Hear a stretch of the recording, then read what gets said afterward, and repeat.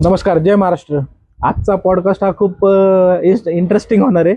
कारण की एक नवा उद्योजक जो एक्सपोर्टर होऊ पाहतोय आणि त्याचा पहिला ट्रेड तो सक्सेसफुली जो करतोय, तर त्या ट्रेड संदर्भात त्याच्या संदर्भात आज आपण बोलणार आहोत. आपल्यासोबत जोडले गेले आहेत सौरभ. नमस्कार. नमस्कार. तर जय महाराष्ट्र. जय महाराष्ट्र. तर आपण आज त्याच्या संदर्भात चर्चा करणार आहोत की तो थोडं एक बॅकग्राऊंड त्याला असा आहे की तो एक मोठ्या कंपनीमध्ये जॉबला होता. हाय सॅलरी होती, हाय पॅकेज सॅलरी होती आणि अचानक तो एक्सपोर्टकडे डायरेक्ट आला. तर हे तिची जर्नी आपल्याला ऐकून घ्यायची आहे. तर तेजस, तुला सर्वप्रथम आज माझ्या पॉडकास्टमध्ये आल्याबद्दल तुझे धन्यवाद. आणि असेच नवीन नवीन उद्योजक आम्ही शोधतोय, नवीन उद्योजक बनवायचा आमचा प्रयत्न आहे. तर त्यातला आज पहिला पॉडकास्टचा नव्या उद्योजकातला तू पहिला मेंबर आज आहेस. Thank you sir. तर थोडी तुझ्याबद्दल माहिती आम्हाला अपेक्षित आहे. तर तुझं पूर्ण नाव आणि आमच्या प्रेक्षकांना तू जे काही करत होतंस याच्या आधी बॅकग्राऊंड तुझं त्यांना सांग. ओके. माझं नाव सौरभ जयवळ. मी छत्रपती संभाजीनगरमधून बिलॉंग करतो. आणि माझी जर्नी सांगायची झाली तर मी पहिले फर्स्टली मी माझा डिप्लोमा कंप्लीट केला. त्यानंतर मी एक मोठ्या ग्रुपला जॉईन केलं होतं, MNC ग्रुपला. त्यांचं नाव आहे ॲटलास कॉप्को. कंपनीमध्ये मी होतो. तिथे मी after market sales and service department सगळं माझ्या अंडर होतं छत्रपती संभाजीनगरचं. तर सेल्स अँड सर्व्हिस करता करता एक जॉब पण चालू होता. खूप दिवसापासूनची मी पहिले एक खूप मोटिवेटेड होतो, बिझनेस रिलेटेड वगैरे सगळ्यांना बघत होतो. कारण सेल्स अँड सर्व्हिस जॉब केल्याचा मला हा एक फायदा झाला की मला ॲक्च्युली म्हणजे कस्टमरशी मी मीट करायचो. डिफरंट ओनर सोबत, डिफरंट मॅनेजर सोबत, वेगवेगळ्या कंपन्यांच्या ग्रुपला जाऊन भेटायचो. त्यांच्या जनरल मॅनेजर पर्यंत जायचो. काही CEO पण भेटलेलो आहे मी डायरेक्टली. कारण आमचा जो ग्रुप होता किंवा माझं जे काम होतं कंपनीमध्ये हे सेल्स अँड सर्व्हिस, त्यामध्ये सर्व्हिस हा माझा मेन, मी सर्व्हिस रिलेटेड क्वेरीज बघायचो. जसं आमच्या मशीन्स होत्या एअर कॉम्प्रेसर, एअर ड्रायर, त्यानंतर ऑक्सिजन जनरेटर, त्यामध्ये अशा भरपूर काही आमच्या व्हरायटी ऑफ मशीन्स होतात. त्याचं सेल्स अँड सर्व्हिस आणि सर्व्हिस रिलेटेड क्वेरीज खूप असायच्या. तर मशीन म्हणलं की प्रॉब्लेम्स येणार, सर्व्हिस असणार, त्यामुळं काही केसेस एस्केलेट व्हायच्या. त्यामुळं माझा एक पॉझिटिव्ह पॉईंट असा झाला तो ग्रुप जॉईन करण्याचा, ॲटलास कॉप्को ग्रुप, की मला तो पहिले एक्सपिरियन्स आला सगळ्या गोष्टींचा. आणि त्यानंतर ते मला ही मेन जी बिझनेसची कल्पना ही त्याच ग्रुपमधून भेटली की आपण पण काहीतरी करू शकतो. की मार्केटला काय नीड आहे मला समजली त्यामार्फत. मग तू आता डायरेक्ट एक्सपोर्ट मध्ये येतोयस, एंट्री करू पाहतोय. तुझा पहिला ट्रेड जो होतोय, तर त्याच्या संदर्भात थोडी आम्हाला माहिती हवी. ओके. आता मी जो माझा फर्स्ट ट्रेड आहे हा ओनियन मध्ये करतोय, जे की आपण आता सध्या पिंपळगाव बसमत मध्ये. आपण आताच तुम्हाला मी माझ्या सेलर वगैरे सोबत पण आपण भेट घेतलेली, फार्मर सोबत वगैरे पण.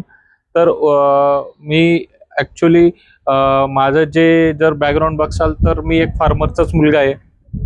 नक्की असं आपल्याला अपेक्षित असतं की ज्यावेळेस तुम्ही एखादी गोष्ट करता तर तुमच्या रिलेटेड काही गोष्टी त्यातल्या तुम्हाला माहिती असणं आवश्यक आहे. समजा मी जर फार्मर नसेल आणि माझ्याकडं प्रोडक्टच नसेल तर ते मी विकायचा प्रयत्न केला तर ते लवकर विकलं जाणार नाही किंवा त्याला मला खूप कष्ट घ्यावे लागतील. तेच जर समजा ओनियन आता हा करतोय, हा फार्मर आहे, ह्याच्याकडे ऑलरेडी ओनियन केलेलं आहे ह्याच्या घरच्यांनी किंवा ह्यानी लहानाचं बघत आलेला आहे ह्या गोष्टी, तर हा जर करत असेल तर याला हे काही गोष्टी क्लेरिफाय करायला सोप्या जातील आणि त्यातून अशी नवी पिढी तयार करण्यात येईल आपल्याला.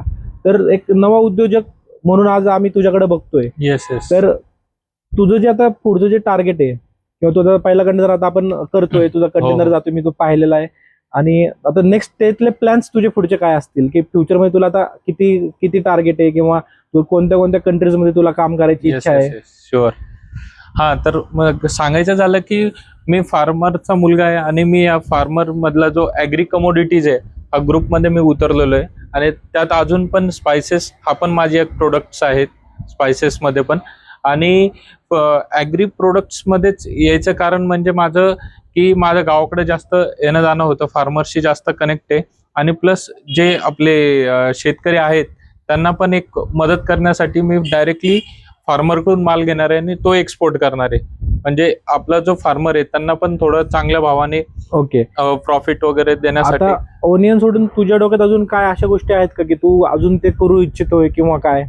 हा, ओनियन सोडून माझ्याकडे अजून ड्रमस्टिक्स आहेत, टोमॅटोज आहेत, त्यानंतर ग्रीन चिल्ली आहे जी आपण एक्सपोर्ट साठी वापरू शकतो. बघितली होती आपण. आपण ग्रेप्स पण पाहिले होते. हो, ग्रेप्स तर पण. हब आहे पूर्ण टोटल. नाशिक म्हणजे ग्रेप्सचा हब आहे, तुम्हाला माहितीच आहे. हो तर आता अजून एक तुला एक जातात एक क्वेश्चन असा आहे की हो हो तू जो आता हा पहिला ट्रेड करतोय किंवा हे, हो. तर ह्या करताना तू जे काही शिकला असशील किंवा जे, तर हे तू नक्की कसं शिकला किंवा तू कोणाकडून इन्स्पायर झाला ह्या गोष्टी? हा, तर शिकायचं कारण म्हणजे असंच मी एक दिवस इंस्टाग्राम स्क्रोल करत होतो, लिंक्डइन वगैरे. त्यामध्ये मला काही ऍड्स आल्यात की मी बिझनेस ऑपॉर्च्युनिटी फाइंड आउट करत होतो बऱ्याच दिवसापासून. तर त्यात मला दिसलं की उद्यमी महाराष्ट्र म्हणून एक आपली मोठी फर्म आहे. हा, मोठी फर्म आहे. ओंकार त्यांचे माळी. ओमकार Yes. माळी सर, तुम्हाला तर माहितीच Yes. आहेत. खूप मोठे ट्रेनर्स आहेत. हा, तर मी त्यांच्याकडून ही कोचिंग, हा जो बिझनेस आहे एक्सपोर्टचा, तर मेन ट्रेनिंग ही मी त्यांच्याकडून घेतली आहे, ओमकार सरांकडून. आणि म्हणजे तू त्यांच्या त्यांचा एक स्टुडंट म्हणून आज हो हो, मी ट्रेड त्यांचा एक करतोय. स्टुडंट आहे ओमकार हा. सरांचा. त्यांना भेटलेलो पण आहे. फर्स्ट त्यांचं एक सेशन होतं फक्त 99 रुपीज भरून, एक 3 तासाचं पूर्ण वर्कशॉप मी अटेंड केलं. त्यातून मला प्रेरणा भेटेल. त्यांच्या नेक्स्ट वर्कशॉपला गेलो, त्यांना भेटलो, त्यांच्याकडून प्रॉपरली हा जो एक्सपोर्ट बिझनेस आहे हा समजून घेतला.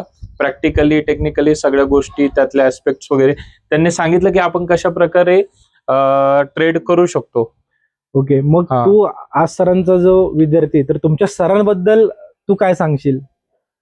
सरांबद्दल सांगायचं झालं तर सरांचा खूप छान पद्धतीने सर शिकवतात की जी तुमची एक मनात भीती असते बिझनेस बद्दलची की माझा मनी लॉस होऊ शकतो किंवा अजून हा. काय काय एक फिअर असतं हा, बिझनेस करायचं. प्रत्येक यंग जो व्यक्ती तो बिझनेस साठी रेडी असतो, पण प्रत्येकाला एक भीती असते माझा पैसा इथं डुबू शकतो किंवा काय प्रॉब्लेम्स येऊ शकतात, फायनान्शियल मी कसं स्टेबल होऊ शकतो किंवा मी माझ्याकडे पैसेच नाही. प्रत्येकाचा एक प्रश्न बरोबर. तो असतो मेन कॉमन. प्रॉब्लेम असतो की मेन प्रॉब्लेम आहे की हा, माझ्याकडे फंडच नाहीये, मी कसा करू. मग ती जी तुमचे प्रश्न आहे ना, ते त्या ट्रेनिंग प्रोग्रामला गेल्यावर माझे सगळे सॉल्व्ह झालेत. तिथे मला काही पार्टनर्स पण भेटलेत, अरे वा, छान. काही सोबत ग्रुप जमला तुमचा ग्रुप एक. जमलाय. खूप छान ग्रुप भेटलाय मला तिथे आणि कंटिन्यू मोटिवेशन करणारे माणसं भेटलेत सोबत. उद्यमी महाराष्ट्राचा असा एक फायदा झाला आणि त्यातच मला अरे, माझ्या मस्तच. पुढच्या बिझनेस साठी पण पार्टनर्स भेटले, जे की आम्ही एक नवीन टार्गेट घेतलंय. आमचे लवकरच 200 कंटेनरचा आम्ही टार्गेट घेतोय अरे वा वा, आणि कॉंग्रॅच्युलेशन. ते या 2026 मध्ये आम्ही कम्प्लीट अचीव करणार करणार आहे. अचीव करणार आहे.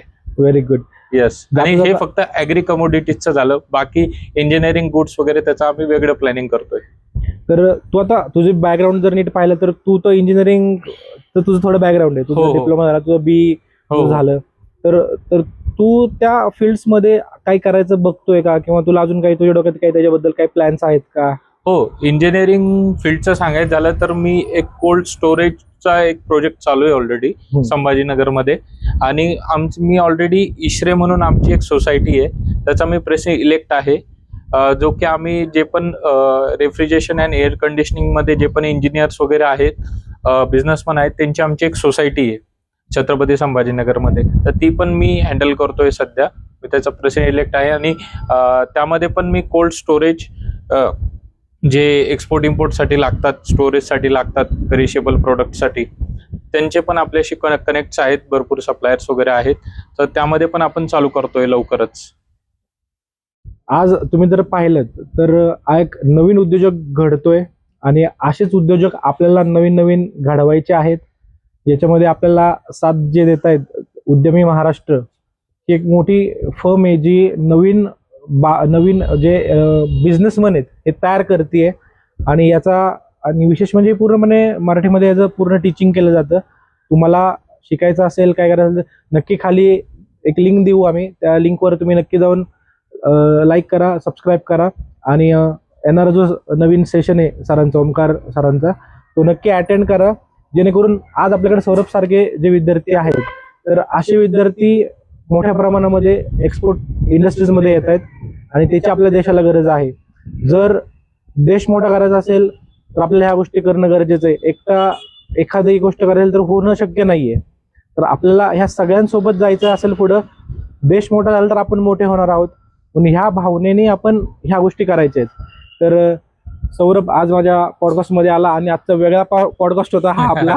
कारण की फर्स्ट आपण नवीन उद्योजक जे कोण घडतायत त्यांच्यासोबत आपण बोलतोय, त्यातलाच हा पहिला भाग होता. तर असेच नवीन नवीन उद्योजक तुम्हाला भेटायला येणार आहेत नेक्स्ट पार्ट्समध्ये.